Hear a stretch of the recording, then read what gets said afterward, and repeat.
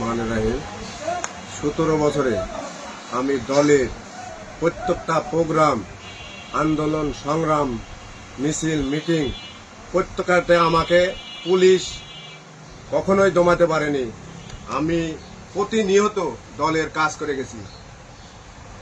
17 বছরে নির্যাতন, এমন নির্যাতন, 18 দিন আমি রিমান্ড খাটেছি। 18টা মামলাতে রিমান্ড খাটেছি। 27টা মামলার মধ্যে প্রত্যেকটা থানাতে, পুঠিয়া, চারঘাট, বাঘা, প্রত্যেকটা থানাতে আমাকে নিয়ে যাওয়া হয়েছে, নিয়ে যায় রিমান্ড খাটেছি।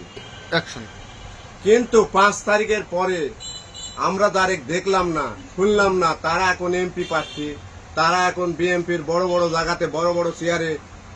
ওই সময় আমাদের সাথে কখনো কোনো সহযোগিতা দেখিনি। আর ওই নেতারা এখন চেয়ারের ভিড়ে আমরা জায়গা পাই না। সবচেয়ে বড় কষ্ট হলো যে আমার এক দল এত নির্যাতন করার পরেও আমরা সামনের চেয়ারের জায়গা নাই। এটাই দলের কাছে চেয়ারপারসন আমার নেতা তারেক রহমানের কাছে অনুরোধ, যেন আমরা যারা আন্দোলন সংগ্রামে ছিলাম, এটাই আমাদের বাছাই করে যেন আমাদের মূল্যায়ন করা হয়। আসসালাম।